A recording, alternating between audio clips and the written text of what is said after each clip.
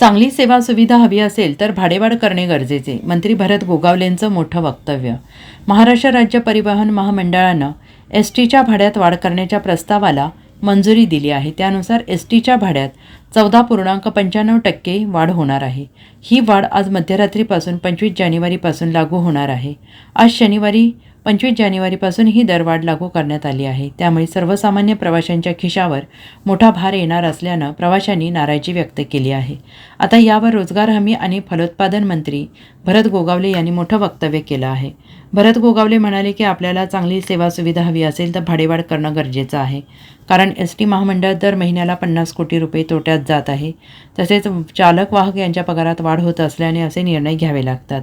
यासाठी भाडेवाढ करावी लागते. तुम्हाला सुविधा देखील आमच्याकडून चांगल्याच दिल्या जातील असंही त्यांनी म्हटलं आहे.